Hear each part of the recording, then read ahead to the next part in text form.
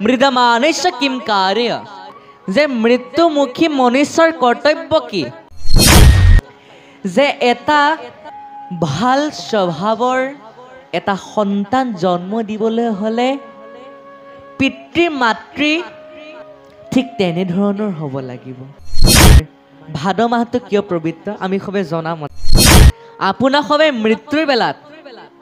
মৃত্যুৰ বেলাত যাক চিন্তা কৰি আপুনি মৃত্যুবৰণ কৰে অহা জনমলৈ সেয়াই হ'বলগীয়া হয় সৰ্বে ধৰ্মান পৰিত্যাজ্য মামেকং শৰণং ব্ৰজ অহং তং সৰ্বে পাপেভ্যো মুক্ষ্যেস্বামি মা শুচ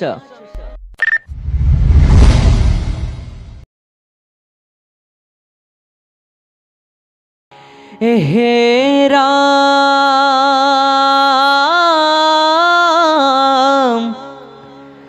শুনা খাব ধানে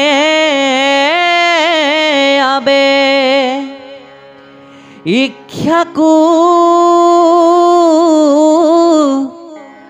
নন দন কহু আৰু মহাভাগ বতৰ লক্ষণ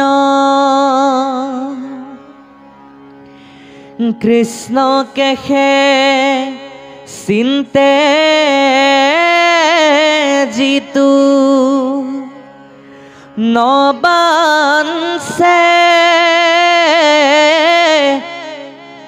বিষয়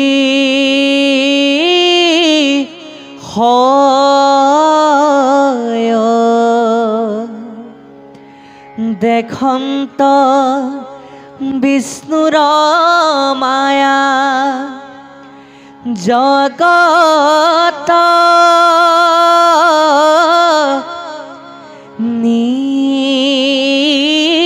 নিশ্চয়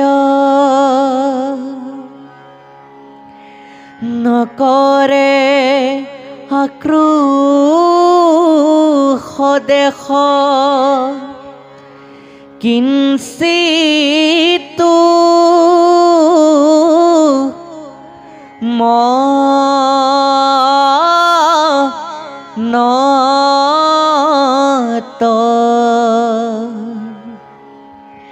সেই জন জানিবা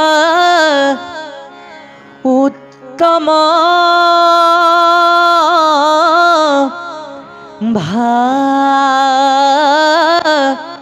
ভাগৱত জনম মৰণ ক্ষুধা তৃষ্ণ ভয়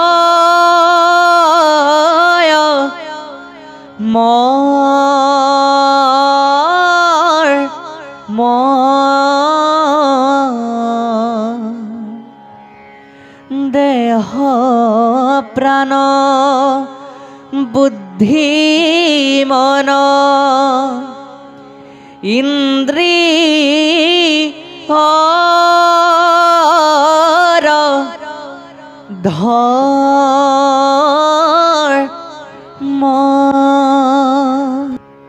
ও ৰাম কৃষ্ণ ইসব সংসাৰ ধৰ্ম জানয়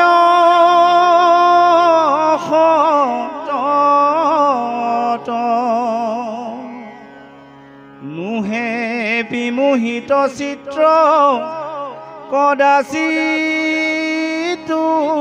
তাত ঈশ্বৰৰ ধ্যান মাত্ৰ কৰন্ত সাক্ষাৎ জানিবাণীৰ প্ৰতিষিতো উত্তম ভকত হে ৰাম ৰাম একে মাধৱতে মাত্ৰ কৰিলে আশ্ৰয়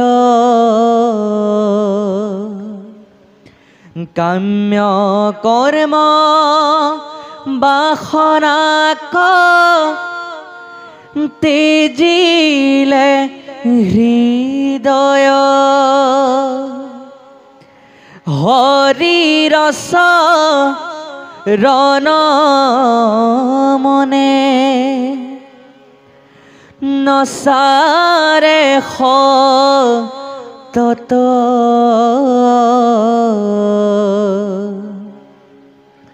সেহি জ্ঞান জানিবা উত্তম ভাগৱত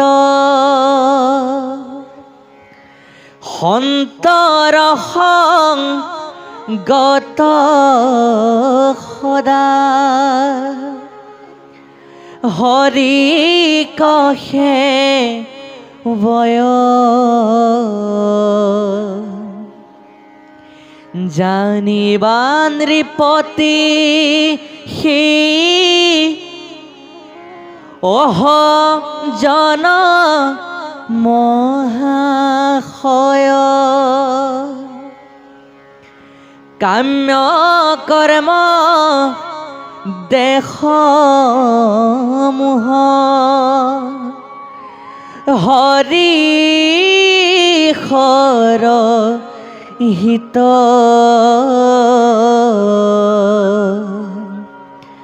হুয়া ফুৰে নিতান্তে কৃষ্ণত দিয়া চিত্ত হৰি কথাতে জিয়া আনতনে দে মন কৈলো ভকতৰ ৰাজা যেন পৰ্বতন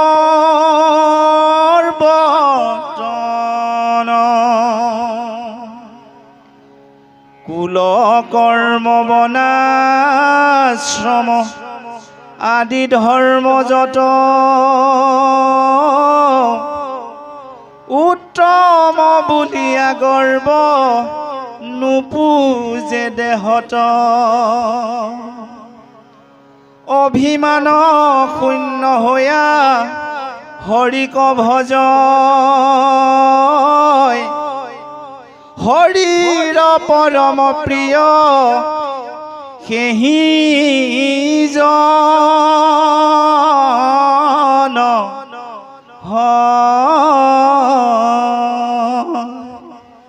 কৃষ্ণ কৃষ্ণ কৃষ্ণ আমাৰ ভাৰতবৰ্ষ প্ৰভুজনাই যোৱা কালিৰ পৰা এই মহাভাগৱত শাস্ত্ৰ ভাগৰ অনুষ্ঠান 7 দিনীয়া কাৰ্যসূচীৰে আৰম্ভ কৰিছে আৰু তেখেতক মই ধন্যবাদ জনাইছোঁ কাৰণ তেখেতে অনুষ্ঠান ভাগ আয়োজন কৰিছে পবিত্ৰ ভাদ মাহত ভাদ মাহৰ প্ৰথম দিনটোৰ পৰাই এই ভাগৱত পাঠৰ অনুষ্ঠান আয়োজন কৰিছে আৰু সমস্ত ভকত বৃন্দই এই ভাদ মাহটো অতি পবিত্ৰ বুলি গণ্য কৰে বা কয় আৰু এই ভাদ মাহটো পবিত্ৰ হোৱাৰো কিছু কাৰণ আছে নহয়নে প্ৰভু ভাদ মাহটো পবিত্ৰ হোৱাৰো কিছু কাৰণ আছে সেই কাৰণসমূহ আমি সবে জনামতে অকণমান প্ৰকাশ কৰিবলৈ বিচাৰিছোঁ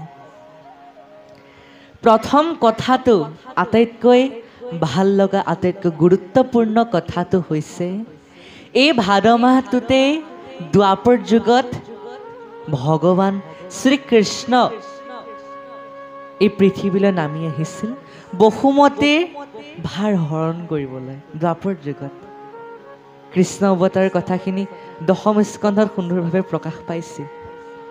যেতিয়া বৃক্ষৰূপী ধৰ্মই ব্ৰহ্মাৰ ওচৰলৈ যায়, ব্ৰহ্মাৰ ওচৰত গৈ ব্ৰহ্মা কান্দি কান্দি কয় যে হে প্ৰভু, পৃথিৱীত পাপৰ ভাৰ বাঢ়ি গৈছে, মই সেই ভাৰ সহিব নোৱাৰা হৈছোঁ প্ৰভু। যদি এনেদৰে আৰু পাপৰ ভাৰ বাঢ়ি যায়, তেনেহ'লে মই সেই পাপৰ ভাৰ আৰু সহিব নোৱাৰিম, পুনৰ এই পৃথিৱী গৈ ৰসাতল পাবগৈ। আগতে যিদৰে ৰসাতলত আছিল, ভগৱন্তে বৰাহ ৰূপ, তৃতীয় অৱতাৰ বৰাহ ৰূপ ধাৰণ কৰি নিজৰ স্থানত স্থাপন কৰিছে ভগৱন্তই। আকৌ সেই স্থানে মই পামগৈ যদিহে আপুনি কিবা নকৰে। তেতিয়া ব্ৰহ্মাই চিন্তিত হৈছে, হয় পাপৰ ভাৰ বাঢ়ি গৈছে, কমাবলৈ এতিয়া কি কৰিম? সেই উপায় বিচাৰিবলৈ ব্ৰহ্মাই আকৌ দেৱতাক লৈ ক্ষীৰোদধি সাগৰৰ ওচৰলৈ গ'ল। ক্ষীৰোদধি সাগৰৰ পাৰত ব্ৰহ্মাই মাধৱক ধ্যান কৰিবলৈ ল'লে, কৃষ্ণক ধ্যান কৰিছে যে হে প্ৰভু, পৃথিৱীত পাপৰ ভাৰ বাঢ়ি গৈছে, এতিয়া তুমিয়ে কিবা এটা উপায় প্ৰদান কৰা আমাক। তেতিয়া প্ৰভুৱে সেই সময়তে কিন্তু ধ্যান কৰি থকাৰ সময়ত এটা আকাশী বাণী হ'ল। আকাশী বাণীটো হৈছে যে অতি কম সময়ৰ ভিতৰত দ্বাপৰ যুগত দৈৱকীৰ গৰ্ভত বসুদেৱৰ ঐৰসত মই জন্ম লাভ কৰিম। সেই আকাশী বাণী কেৱল বোলে ব্ৰহ্মাইহে শুনা পাইছিল, অইন দেৱ দেৱতাই শুনা পোৱা নাছিল, কেৱল ব্ৰহ্মাইহে শুনা পাইছিল। আৰু সেই কথা মতে ভগৱন্তই দৈৱকীৰ গৰ্ভত বসুদেৱৰ ঐৰসত জন্ম লৈছে। আৰু এটা কথা, দশম স্কন্ধত এই কথাটো প্ৰকাশ পাইছে যে এটা ভাল স্বভাৱৰ এটা সন্তান জন্ম দিবলৈ হ'লে পিতৃ মাতৃ ঠিক তেনেধৰণৰ হ'ব লাগিব। যদি আপুনি ভগৱন্তৰ স্বৰূপ, ভগৱন্তৰ অংশৰ সন্তান বিচাৰিছে, তেনেহ'লে আপুনি ভগৱন্তক পূজা অৰ্চনা কৰিব লাগিব। কাৰণ দৈৱকীয়ে ভগৱন্তক পাবলৈ 12,000 বছৰ তপস্যা কৰিছিল, 12,000 বছৰ প্ৰাৰ্থনা কৰিছিল। কিন্তু আমাৰতো 12,000 বছৰ আয়ুসে নাইচোন, আমি কিমান তপস্যা কৰিম? 100 বছৰ আয়ুস আমি ধৰি লওঁচোন। 100 বছৰৰ ভিতৰত আমি নিতৌ ভগৱন্তকে পূজা অৰ্চনা কৰোঁ। ভগৱন্তে নিশ্চয় এটা সুসবল এজন শ্ৰেষ্ঠ সন্তান আপোনাক প্ৰদান কৰিব। এতিয়া আপুনি চাব পাৰে তৃতীয় স্কন্ধত সন্ধিয়া পৰত কশ্যপ মুনি আৰু দ্বিতীয়ে দৈহিক মিলন হোৱাৰ বাবে তেখেতৰ ভাল সন্তান জন্ম হ'ল। কি সন্তান জন্ম হ'ল? হিৰণ্যকশিপু আৰু হিৰণ্যাক্ষ।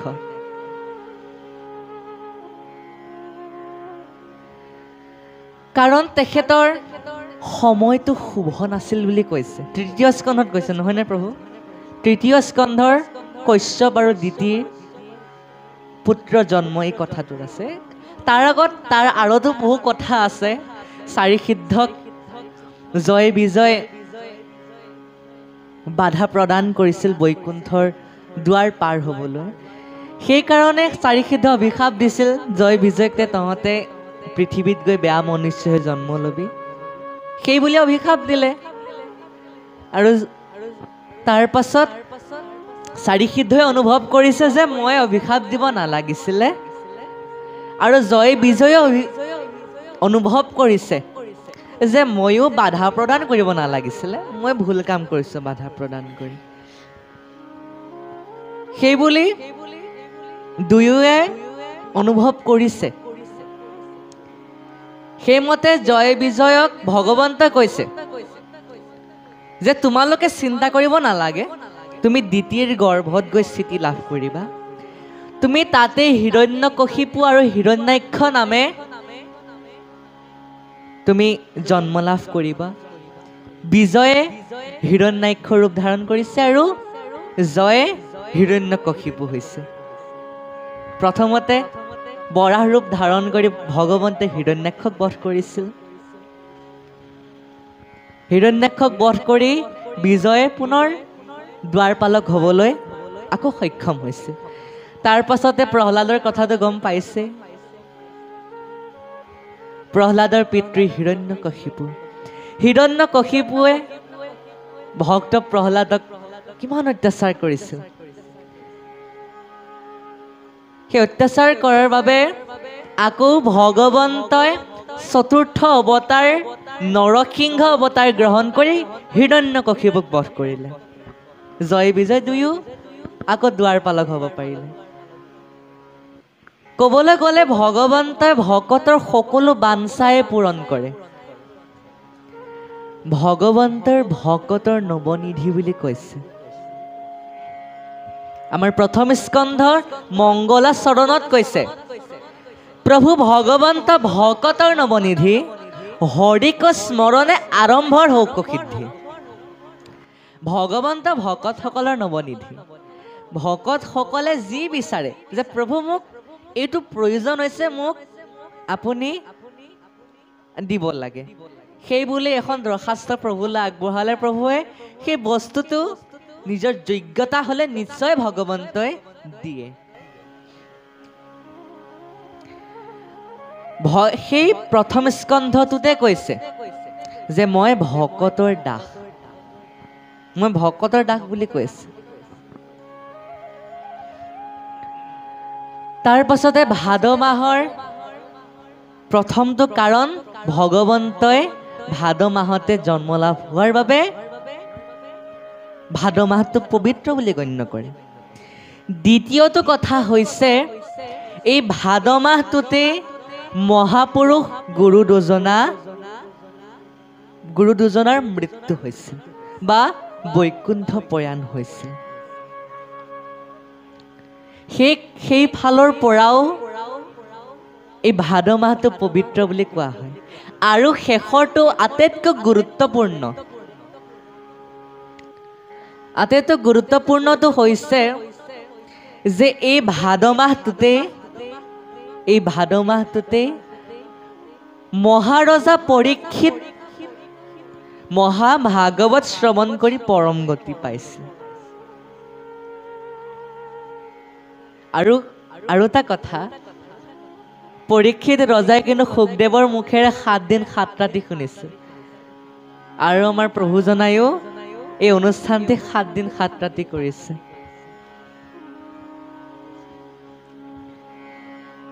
সমস্ত 7 আপুনি চাব পাৰে, স্বৰ্গ 7খন, বৈকুণ্ঠ 7খন, নৰকো 7খনে, কিন্তু সকলো 7 মিলি আছে। সেইকাৰণে 7 দিন হ'লে আটাইতকৈ ভাল। তাৰ পাছতে পৰীক্ষিত ৰজাই এই 7 দিন 7 ৰাতি শুনি মুক্তি পাইছিল ভাদ মাহত। এতিয়া কিহৰ কাৰণে ভাগৱত শুনিবলগীয়া হ'ল, মই অকণমান এই সুযোগতে প্ৰকাশ কৰোঁ। পৰীক্ষিত ৰজা আছিল মহাপৰাক্ৰমী জম্বু দ্বীপৰ প্ৰতি পৰীক্ষিত, অভিমন্যুৰ পুত্ৰ পৰীক্ষিত। আকৌ পৰীক্ষিত ৰজাৰ আন এটা নাম হৈছে বিষ্ণুৰাত। কিয় বিষ্ণুৰাত হ'ল? পৰীক্ষিত ৰজাই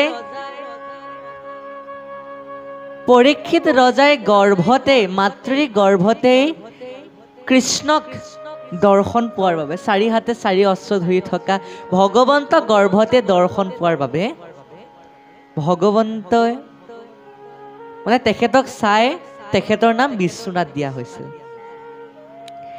আকৌ জন্ম হৈ তেখেতে প্ৰতিজন ব্যক্তিক পৰীক্ষা কৰি চাইছিল যে গৰ্ভত মই যিজন 4 হাতে 4 অস্ত্ৰ ধৰি থকা, পীত বস্ত্ৰ পৰিধান কৰি থকা, কাণত মকৰ কুণ্ডল সুশোভিত হৈ থকা সেইজন প্ৰভু ভগৱন্ত ক'ত আছে? সেইজন ব্যক্তিক মই ক'ত পাম এতিয়া? সেই বুলি প্ৰতিজন ব্যক্তিকে পৰীক্ষা কৰি চাইছিল বাবে সেইফালৰ পৰা তেখেতৰ নাম আছিল পৰীক্ষিত। এতিয়া ভাগৱত শাস্ত্ৰত প্ৰতিখন শাস্ত্ৰতে পৰীক্ষিত নামেৰে এতিয়া বিখ্যাত। সেই পৰীক্ষিত ৰজাই এদিন এটা বাকচ দেখিলে। বাকচটো খুলি চোৱাত এটা সোণৰ মুকুট জিকমিকাই আছে। জিকমিকাই থকা দেখাততো তেখেতৰ মন গ'ল পিন্ধিবলৈ। ইমান সুন্দৰ মুকুট, মই থাকোঁতে সোণৰ মুকুটটো আৰু কোনে নিপিন্ধিব, সেইকাৰণে মই পিন্ধি পেলাই যাওঁ আৰু সেইবুলি সোণৰ মুকুটটো পিন্ধি ল'লে। পিন্ধাৰ পাছত তেখেতৰ মন গ'ল মৃগয়া কৰিবলৈ। প্ৰথম স্কন্ধত আছে, প্ৰথম স্কন্ধৰ ব্ৰহ্মশাপত পণ্ডিত পৰীক্ষিত মৃগয়া কৰিবলৈ গ'ল। মৃগয়া কৰিবলৈ গৈ এটা পহুৰ পিছে পিছে বহুত দৌৰিলে। দৌৰাতো তেখেতৰ ভাগৰ লাগিলে। ভাগৰ লগাৰ পাছত তেখেতে এখন আশ্ৰম দেখিলে। সেই আশ্ৰমখন আছিল শমিক মুনিৰ। শমিক মুনিৰ আশ্ৰমত সোমাই শমিক মুনিক জল বিচাৰিছে যে হে প্ৰভু। তেখেতে শমিক মুনি স্তুতি কৰিছে যে মোক জল দিয়ক। কি কৈছে? জলং দেহি অহম তৃষ্ণাতুৰমস্মি। হে প্ৰভু, মোক জল লাগে, মই পিয়াহত মই লিপ্তমান হৈ আছো, মোক পানী দিয়ক। সেই বুলি শমিক মুনিক স্তুতি কৰিছে। কিন্তু সেই সময়ত আকৌ শমিক মুনি ধ্যানস্থ হৈ আছিলে। ধ্যানস্থ হৈ থকাৰ বাবে তেখেতে সেই কথা গম পোৱা নাছিলে যে কোনোবা আহিছে, পৰীক্ষিত ৰজা আহিছে, পানীকণ বিচাৰিছে। সেই কথা গম পোৱা নাছিলে। যেতিয়া ভগৱন্ত ভকতৰ মাজত যেতিয়া এটা সম্পৰ্ক চলি থাকে তেতিয়া কাৰো মাত নুশুনে ভকতসকলে। তেতিয়াতো পৰীক্ষিত ৰজাৰ খং উঠি গ'ল যে মই এই মোৰ ৰাজ্যৰ ৰজা পৰীক্ষিত, মোৰ প্ৰজা হৈ তুমি মোক অকণমান পানী দিব নোৱাৰা? সেই বুলি বহুত গালি পাৰিছে। তুমি মিছা ধ্যান কৰি আছা, মোক মিছা ধ্যান কৰি মোক উপলঙা কৰিছা তুমি। সেই বুলি কৈ ওচৰতে এটা মৰা সাপ দেখিলে। মৰা সাপটো শমিক মুনিৰ গলত আৰি দিলে। আৰি দিয়াৰ পাছত পৰীক্ষিত তাৰ পৰা গুচি গ'ল। সেই সৰ্প পৰীক্ষিত ৰজাই দি থকা অৱস্থাত তেখেতৰে শিষ্য এজনে দেখিলে অপকৰ্ম কৰি থকা। সেই শিষ্যজনে গৈ শমিক মুনিৰ পুত্ৰ শৃংগী মুনিক সেই কথা জনালে যে তোমাৰ দেউতাৰ গলত পৰীক্ষিত ৰজাই এডাল মৰা সাপ আৰি থৈ দিছে। তেতিয়া শৃংগী মুনিয়ে একো নাভাবি পৰীক্ষিত ৰজাক অভিশাপ দিলে যে যি ব্যক্তিয়ে মোৰ পিতৃৰ গলত মৰা সাপ আৰিছে সেইজন ব্যক্তিক তক্ষকে 7 দিনৰ ভিতৰত দংশন কৰক। সেইবুলি অভিশাপ দি দিলে আৰু দি আশ্ৰমত আহি বহুত কান্দিছে। কন্দাৰ পাছত শমিক মুনি ধ্যান কৰি হ'ল। ধ্যান কৰি হোৱাৰ পাছত সামৰি সুতৰি যেতিয়া আহিছে তেতিয়া শৃংগী মুনি কান্দি থকা দেখিলে। এতিয়া সুধিছে, হে শৃংগী, তোমাৰ কি হ'ল? তুমি যে ইমান কান্দি আছা, কাৰণটো কোৱাচোন মোক। তেতিয়া শৃংগী মুনিয়ে সুন্দৰভাৱে সকলোবোৰ কথা ক'লে যে, হে পিতৃ, পৰীক্ষিত ৰজাই তোমাৰ গলত এডাল মৰাশা পাৰি থৈ গ'ল, আৰু মই খঙতে তেখেতক 7 দিনৰ ভিতৰত সৰ্পৰাজ তক্ষকে দংশন কৰক বুলি মই অভিশাপ প্ৰদান কৰিলোঁ।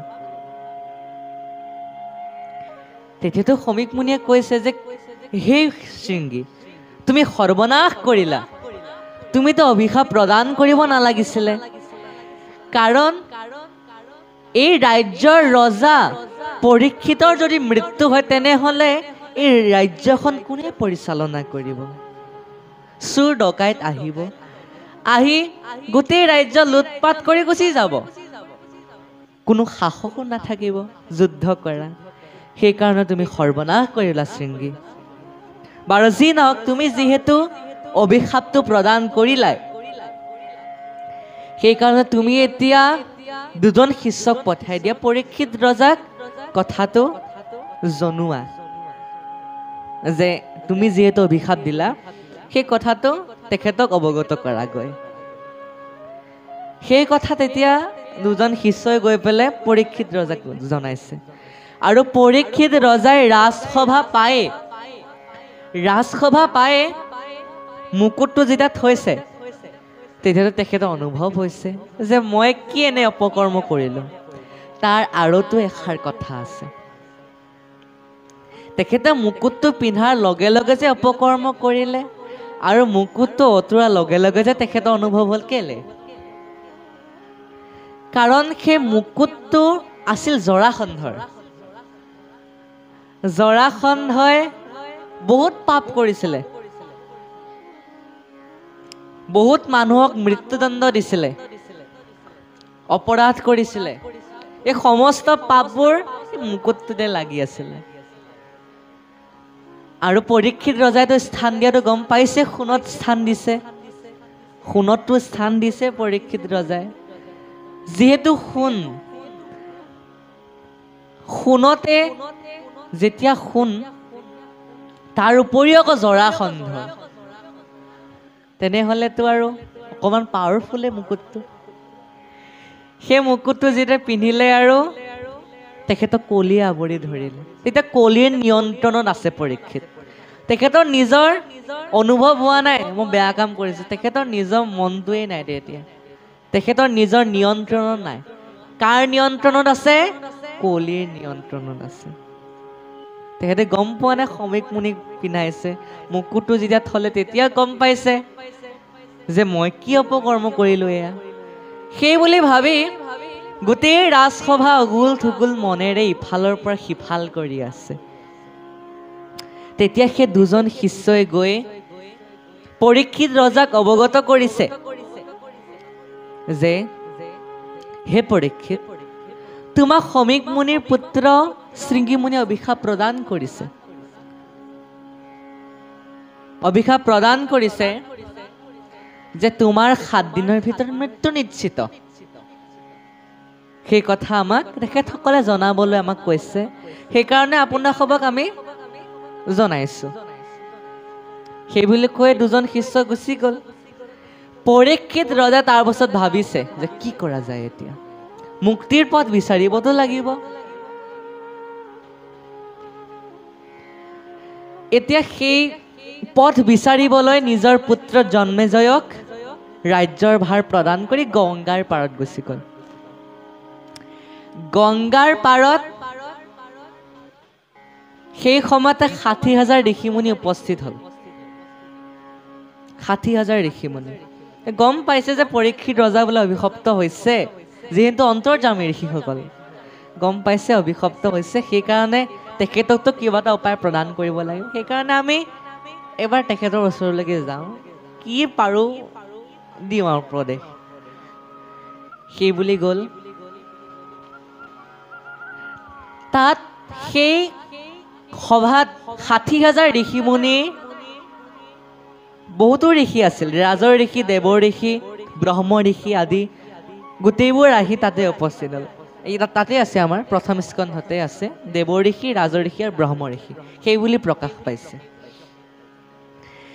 সেই তিনি অংশ ঋষি গৈ তাত উপস্থিত হ'ল তেতিয়া পৰীক্ষিত ৰজাই ৬০,০০০ ঋষিমুনিক প্ৰশ্ন কৰিছে তিনিটা প্ৰশ্ন কৰিছে যে হে দেৱ ঋষি হে ৰাজ ঋষি হে ব্ৰহ্ম ঋষি মোক কোৱা যে মৃত্যুমুখী মনুষ্যৰ কৰ্তব্য কি কি কাম আৰু সেই কথাষাৰ আমাৰ সংস্কৃত ভাগৱতত বৰ সুন্দৰভাৱে কৈছে মৃদমানস্য কিম কাৰ্য মৃত্যুমুখী মনুষ্যৰ কৰ্তব্য কি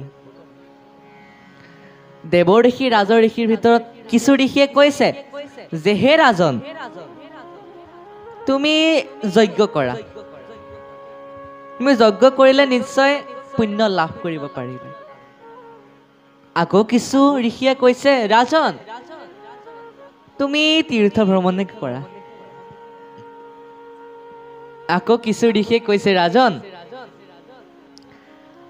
তুমি ধ্যান কৰা এনে বহু ঋষিয়ে বহু মত আগবঢ়াইছে পৰীক্ষিতলৈ কিন্তু পৰীক্ষিত কোনো এটা মতে ভাল লগা নাই বা মনোপ্ৰত হোৱা নাই তেতিয়া পৰীক্ষিত ৰজা দ্বিতীয়টো প্ৰশ্ন কৰিছে যে হে ঋষিসকল হে মহামুনি মুনিসকল ঋষিসকল আপোনাক সবে মোক কওক যে ঋষিৰ সাপ বাৰু ব্যৰ্থে যায়নে ঋষিসকলে ক'লে নাই ঋষিৰ সাপ ব্যৰ্থে নাযাব তৃতীয়টো প্ৰশ্ন কৰিলে যে প্ৰভু সমস্ত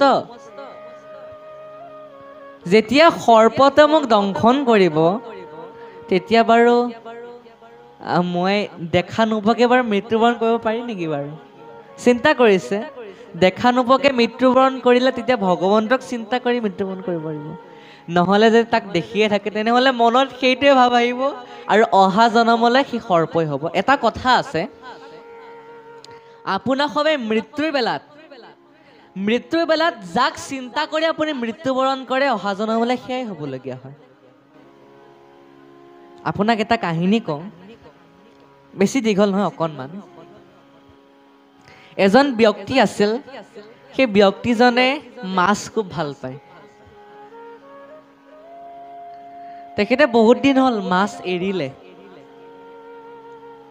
সৰু পুত্ৰ ডাঙৰ পুত্ৰ আছিলে সৰু পুত্ৰ ক'লে দেউতা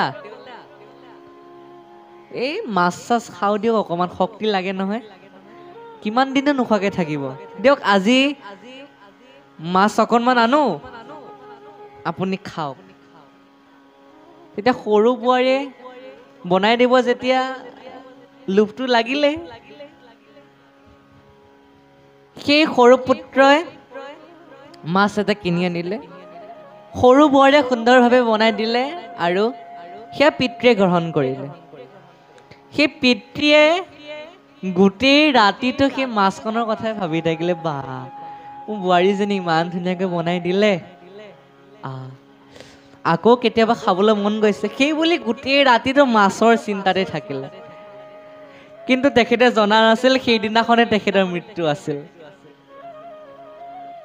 তেখেতৰ যিহেতু মৃত্যু আছিল তেখেতে মাছৰ চিন্তা কৰি আছিল আৰু অহা জনমলৈ গৈ তেখেতে মাছেই হ'ল ভৰতৰ উদাহৰণে চাওক আপুনি ভৰতে হৰিণৰ কথা চিন্তা কৰি মৃত্যুবৰণ কৰিলে অহা জনমলৈ আকৌ হৰিণেই হ'ল সেইকাৰণে আমি যদি ভগৱন্তৰ চৰণ চিন্তা কৰি মৃত্যুবৰণ কৰিব পাৰোঁ তেনেহ'লে ভগৱন্তই আমাক বোলে বৈকুণ্ঠ প্ৰাপ্তি কৰাব সেই কথা ভগৱন্তই নিজ মুখেৰে আমাক সবক প্ৰকাশ কৰিছে সেই কথা পৰীক্ষিতে জানিছিল সেই সময়তে সুখদেৱৰ আগমন হ'ল সুখদেৱে আহিলে সুখদেৱক দেখি পৰীক্ষিত ৰজাই আঠে বেঠে উঠি গৈ তেখেতক সুগন্ধ ধূপেৰে আদৰি আনি আসন দিলে আপুনি বহক তেতিয়া পৰীক্ষিত ৰজা সুখদেৱক প্ৰশ্ন কৰিছে এই তিনিটা প্ৰশ্ন কৰিছে যে হে মহামুনি সুখদেৱ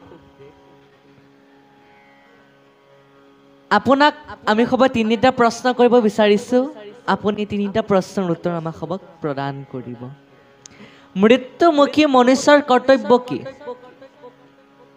সেই বুলি কোৱাত সুখদেৱে কৈছে যে হে পৰীক্ষিত তুমি বৰ ধন্য আৰু তুমি ধন্য হৈ মোকো ধন্য কৰিছা পৰীক্ষিত তুমি যিটো প্ৰশ্ন কৰিছা সেই প্ৰশ্নৰ উত্তৰটো কেৱল তোমাকে উদ্ধাৰ কৰিব নোৱাৰে সমস্ত জীৱ জগতক উদ্ধাৰ কৰিব পাৰিব এই প্ৰশ্নটোৱে প্ৰথম স্কন্ধৰ মংগলা চৰণত কৈছে সমস্ত জগতক উদ্ধাৰক যাৰ নাম হেনয় কৃষ্ণক কৰো সহস্ৰ প্ৰণাম যিজন ঈশ্বৰ কৃষ্ণৰ নাম ললে নেকি সমস্ত জীৱ জগতে উদ্ধাৰ হয় কেৱল এজন ব্যক্তি উদ্ধাৰ নহয় কেৱল এজন ব্যক্তি উদ্ধাৰ হ'ব নহয় সেই ব্যক্তিজনৰ সমস্ত জাতিকে উদ্ধাৰ কৰে সেইকাৰণে সুখদেৱে কৈছে সমস্ত জীৱ জগতে উদ্ধাৰ হ'ব পাৰিব এই প্ৰশ্নৰ উত্তৰটো মৃত্যুমুখী মনুষ্যৰ কৰ্তব্য হৈছে একমাত্ৰ কৃষ্ণৰ চৰণৰ শৰণ লৈ তেখেতৰ ভক্তি কৰা সেইটোৱে একমাত্ৰ কৰ্তব্য সেইকাৰণে কৈছে সৰ্বে ধৰ্মান পৰিত্যাজ্য মামেকাং শৰণং ব্ৰজ অহং তং সৰ্বে পাপেভ্যো মুক্ষেস্বামী মা শুচ সকলো জগতৰ অধিকাৰী প্ৰভু ভগৱন্ত মৃত্যুৰ সময়ত তেখেতক স্মৰণ কৰি তেখেতৰ চৰণৰ শৰণ লৈ আপুনি মৃত্যুবৰণ কৰক আপোনাৰ মুক্তি নিশ্চিত কোনো শংকা নাই তাত আপুনি মুক্তি পাবই তেতিয়া পৰীক্ষিতে দ্বিতীয়টো প্ৰশ্ন কৰিলে যে হে মহামুনি সুখদেৱ আমাৰ খবৰ দ্বিতীয়টো প্ৰশ্ন হৈছে ঋষিৰ সাপ বাৰু ব্যৰ্থে যাবনে সেই কথা মতে ক'লে তেখেতে নাযাব বুলিয়ে ক'লে কাৰণ ঋষিৰ সাপটো ব্যৰ্থে যোৱাটো ইমান সহজ নহয় তৃতীয়টো প্ৰশ্ন কৰিলে তক্ষকডালে মোক যেতিয়া দংশন কৰিব তেতিয়া বাৰু মই বিষ অনুভৱ নকৰাকৈ মৃত্যুবৰণ কৰিব পাৰিনে বাৰু তেতিয়া সুখদেৱে ক'লে যে তক্ষকডালে যদি তোমাক দংশন কৰে তেনেহ'লে তুমি বিষ অনুভৱ কৰিবা যদি তোমাৰ শৰীৰটোক দংশন কৰে তেনেহ'লে তুমি বিষ অনুভৱ একেবাৰেই নকৰা সেই কথা যেতিয়া ক'লে তাৰ অৰ্থটোৱে হৈছে একমাত্ৰ মহাভাগৱত শাস্ত্ৰ তাৰ উত্তৰটো হৈছে একমাত্ৰ মহাভাগৱত শাস্ত্ৰ সেই ভাগৱত সেই ভাদ মাহতে 7 দিন 7 ৰাতি শ্ৰৱণ কৰি সেই পৰীক্ষিত ৰজা পৰম গতি লাভ কৰিছিল আৰু তেনে এটা পবিত্ৰ ভাদ মাহত আজি আমাৰ প্ৰভুজনাই এই ভাগৱত শ্ৰৱণ কীৰ্তন কৰাইছে কিমান এটা শুভ মাহত আমাৰেই ভাগ্য এই শুভ মাহত আমি ভকতৰ সংগ পাই ভগৱন্তৰ গুণানুকীৰ্তন কৰিছোঁ প্ৰথম স্কন্ধতে কৈছে ভকতৰ কথা বতৰা পাতিলেও বোলে পাপ নাশ হয় ভগৱন্তৰ কথা পাতিলেও বোলে পাপ নাশ হয় কাৰণ ভকত মানে ভগৱন্ত কৈছে পৰম ভকত ইটো ঈশ্বৰ জানয় পৰম ভক্তসকলক তুমি ঈশ্বৰ বুলি জানিবা কাৰণ তেখেত সকলো মোৰ স্বৰূপৰ দৰে কৃষ্ণ আমি সবে অকণমান প্ৰকাশ কৰিলোঁ আমাৰ ভাদ মাহটো কিয় পবিত্ৰ আমি সবে জনা মতে এইখিনি কাৰণেই মূল কাৰণ আৰু বহুতো কাৰণ আছে চাগৈ আপোনাক সবে সেইখিনি কথা জানিব আমি সবে মূৰ্হমতীয়ে যিখিনি প্ৰকাশ কৰিব পাৰিলোঁ ভাদ মাহৰ বিষয়ে অকণমান প্ৰকাশ কৰিলোঁ